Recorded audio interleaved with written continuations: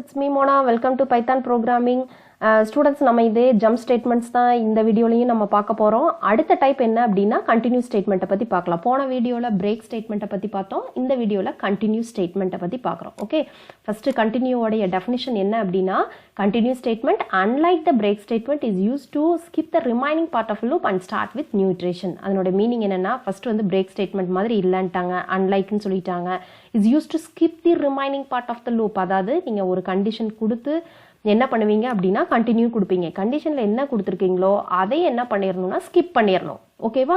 அதையே ஸ்கிப் பண்ணிட்டு, ஸ்கிப்னா என்னது? அதையே விட்டுறணும். விட்டுட்டு ரிமைனிங் அடுத்த இட்ரேஷன்ல அடுத்தடுத்த ஸ்டெப் என்ன இருக்குதோ அதை என்ன பண்ணணும்னா எக்ஸிக்யூட் பண்ணணும். அதனால தான் ஸ்டார்ட் வித் நெக்ஸ்ட் இட்ரேஷன். அடுத்த வேல்யூ என்ன இருக்குதோ, என்ன கொடுத்துருக்கிறீங்களோ லூப்ல அதை என்ன பண்ணணும்? எக்ஸிக்யூட் பண்ணணும்னு சொல்லியிருக்காங்க. That's all. இதுதான் என்ன அப்படின்னா கண்டினியூட டெஃபினிஷன். அப்போ லூப் என்ன ஆகுது அப்படின்னா கண்டினியூ ஆகி ஒர்க் ஆகுது அப்படிங்கிறத நம்ம தெரிஞ்சுக்கிட்டோம்.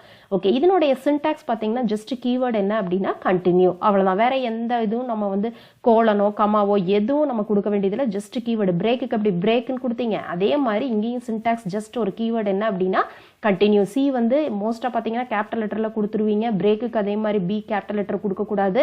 எல்லாமே என்னது கீவேர்ட்ஸ் மோஸ்ட்டாக நம்ம எதில் தான் கொடுக்கணும்? எல்லாமே கம்பல்சரி நம்ம வந்து ஸ்மால் லெட்டர்ஸில் தான் கொடுக்கணும். ஓகே, இப்போ ஒரு எக்ஸாம்பிள் ப்ரோக்ராம். என்ன எக்ஸாம்பிள் ப்ரோக்ராம் அப்படின்னா உங்கள் புக்கில் இருக்கக்கூடிய 6.16 எக்ஸாம்பிள் ப்ரோக்ராம்.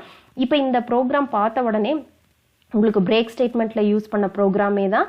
அதைய பார்க்காதவங்க இருந்தீங்க அப்படின்னா அதனுடைய லிங்க்கை நான் வந்து அந்த வீடியோட லிங்க்கை டிஸ்கிரிப்ஷனில் கொடுத்துருக்குறேன். நீங்கள் அதை யூஸ் பண்ணி பார்த்துட்டு அப்புறம் இதை பாருங்கள், உங்களுக்கு இன்னும் நல்லா புரியும்.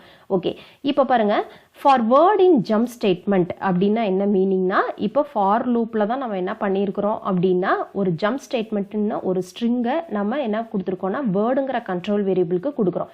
அப்போ வேர்டுங்கிற கண்ட்ரோல் வேரியபிள், இங்கே வேர்டு தானே கண்ட்ரோல் வேரியபிள். வேர்டுங்கிறத கண்ட்ரோல் வேரியபிள் என்ன பண்ணும்? ஒவ்வொரு கேரக்டரா இது எடுத்துக்கும். ஓகேவா? ரேஞ்ச் படி என்ன பண்ணும்? ஒவ்வொரு கேரக்டரா எடுத்துக்கும். ஈவன் இந்த ஸ்பேஸை கூட ஒவ்வொரு கேரக்டரா எடுத்துக்கும். ஓகே, ஃபர்ஸ்ட் வேர்ட்ல வந்து ஃபர்ஸ்ட் அப்போ வேல்யூ என்ன இருக்கும் அப்படின்னா ஜேன்னு இருக்கும். செகண்ட் வேல்யூ என்ன இருக்கும்னா யூன்னு இருக்கும். இந்த மாதிரி இது ஒவ்வொன்றுக்கும் என்ன வேல்யூ வச்சுக்கோன்னா 0ல இருந்து டீக்கு எவ்வளோ கேரக்டர்ஸ் வருதோ அதிலிருந்து எடுத்துக்கும். இப்போ ஜேவோட வேல்யூ பார்த்தீங்கன்னா இதனுடைய பொசிஷன் வேல்யூ என்ன வச்சுக்கோன்னா ஜேவுக்கு வந்து 0, அடுத்தது யூக்கு வந்து 1, அந்த மாதிரி வச்சுக்கும். நம்மளுக்கு பார்த்த உடனே தெரிஞ்சிடும். ஓகே, ஒவ்வொரு கேரக்டர்ஸாக எடுத்துக்குது வேர்டு அப்படிங்கிறத தெரிஞ்சுக்கிட்டீங்க. எப்போ வேர்டோடைய வேல்யூ வந்து ஈன்னு வருதோ, அதாவது ஈங்கிற கேரக்டர் எப்போ வருதோ அப்போ என்ன பண்ணிடணும்னா கண்டினியூ அப்படின்னு நம்ம கொடுத்துட்டோம். அப்போ நம்ம டெஃபினிஷன் படி என்ன பண்ணணும்? ஈங்கிறது கண்டிஷன் என்ன கொடுக்குறீங்களோ அதையே ஸ்கிப் பண்ணிட்டு அடுத்த இட்ரேஷனை நம்ம எக்ஸிக்யூட் பண்ணணும் தான் டெஃபினிஷனில் பார்த்தோம். அப்போ ஈங்கிற கேரக்டர் வரப்போ என்ன பண்ணிடணும்னா அதையே ஸ்கிப் பண்ணிட்டு, இப்போ ஈங்கிற கேரக்டர் எங்கே வந்திருக்குது? டீக்கு அப்புறம் ஈ வருது. அப்போ இதையே ஸ்கிப் பண்ணிட்டு அடுத்தது என்னது? எம். அப்போ எம்மை வந்து எக்ஸிக்யூட் பண்ணணும்னு அர்த்தம். அடுத்தது மறுபடியும் ஈ வருது. அப்போ ஈயை மறுபடியும் என்ன பண்ணிடணும்? நம்ம ஸ்கிப் பண்ணிட்டு அடுத்தது என்டிங்கிறத எக்ஸிக்யூட் பண்ணணும் அப்படிங்கிறது அர்த்தம். ஓகே, இது எப்படி வந்து அவுட்புட் வந்துச்சு அப்படின்னா ஃபர்ஸ்ட் வேர்டு எடுத்த உடனே இப்போ இதில் பார்த்தீங்க அப்படின்னா இஃப்பும் பிரிண்ட்டும் தான் உங்களுக்கு ஃபார் லூப்போடைய ஸ்டேட்மெண்ட்னு தெரியுது. இஃப்பும் பிரிண்ட்டும். சரி, இப்போ இந்த லூப் எங்க முடிஞ்சிருக்குது அப்படின்னா இந்த இடத்துல முடிஞ்சிருக்குது. எண்ட் ஆஃப் த லூப்ல தான் நம்மளுக்கு என்ன கொடுக்குறோம் அப்படின்னா இதோட இந்த பிரிண்ட் இது முடிச்ச உடனே லாஸ்ட்ல பிரிண்ட் எண்ட் ஆஃப் த ப்ரோக்ராம்னு ஒரு பிரிண்டிங் ஸ்டேட்மெண்ட் நம்ம கொடுத்துருக்கோம். ஓகே, சரி, இப்போ ஃபர்ஸ்ட் எடுத்த உடனே என்ன பண்ணோம்? வேர்டு ஈக்குவல் டு ஈன்னு பார்க்குது. ஃபர்ஸ்ட் வேர்டில் என்ன கேரக்டர் இருக்கும்? ஜேன் இருக்குமா?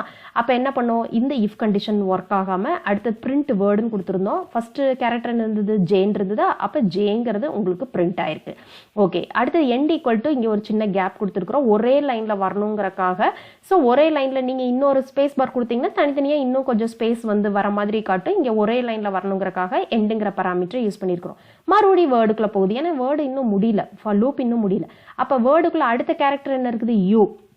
மறுபடியும் இஃப் வேர்டு ஈக்குவல் டு ஈயான்னு பார்க்குது. இல்லை. அப்போ இல்லைன்னா நம்ம என்ன பண்ணணும்? பிரிண்ட் வேர்டை பண்ணணும். அப்போ அடுத்த கேரக்டர் என்னது? யூ. அப்போ யூங்கிறது இங்கே அவுட்புட்டில் பிரிண்ட் ஆயிருக்கு. இந்த மாதிரி டி வரைக்கும் உங்களுக்கு பிரிண்ட் ஆகும். ஒவ்வொரு கேரக்டர்ஸாக எடுத்து பிரிண்ட் பண்ணும். எந்த இடத்துல வேர்டு ஈக்குவல் டு ஈன்னு வரும்னா டீக்கு அப்புறம் வர்றப்ப தான் வேர்டோடைய கேரக்டர் வேல்யூ வந்து ஈங்கிற கேரக்டரா எப்போ வருதோ அப்போ என்ன ஆகணும்னா கண்டினியூன்னு சொல்லிட்டோம். அப்போ உங்களுக்கு அவுட்புட்டில் பாருங்க ஈங்கிறது என்ன ஆயிடுச்சு? ஸ்கிப் ஆயிடுச்சு. அடுத்தது கேரக்டர் என்ன வந்திருக்குது, எம்ங்கிறது வந்திருக்குது. மறுபடியும் இ எப்போ வருதோ அது ஸ்கிப் ஆயிருச்சு. அடுத்தது என்டிங்கிறது உங்களுக்கு பிரிண்ட் ஆயிருக்கு. ஸோ இந்த மாதிரி லூப் ஃபுல்லாக முடிச்ச பின்னாடி தான் இந்த பிரிண்ட் எடுத்தது ஸ்டேட்மெண்ட் என்னது, எண்ட் ஆஃப் த ப்ரோக்ராம்ங்கிறது அடுத்த லைனில் நம்ம ஸ்லாஷன் கொடுத்துருக்குறோம். ஸோ அடுத்த லைனில் உங்களுக்கு பிரிண்ட் ஆயிருக்கு. சரி, உங்கள் புக்கில் பொறுத்தளவு ஜம்ப் ஸ்டேட்மெண்ட்டுக்கு ஈயோட சேர்த்து பிரிண்ட் பண்ணியிருக்கிறாங்க. அப்படி வராது, ஈங்கிறது உங்களுக்கு வந்து கம்பல்சரி அவுட்புட்டில் வராது. டெஃபினிஷன் படி என்ன வராது, கண்டிப்பாக வராது. அது பிரிண்டிங் மிஸ்டேக்காக இருக்கும். அதையும் நீங்கள் மாற்றிக்கங்க. ஓகேவா? சரி, இதையே நம்ம என்ன பண்ணலாம் அப்படின்னா ஸ்கிரிப்ட் மோடில் ஒர்க் பண்ணி நம்ம பார்க்கலாம். ஓகே,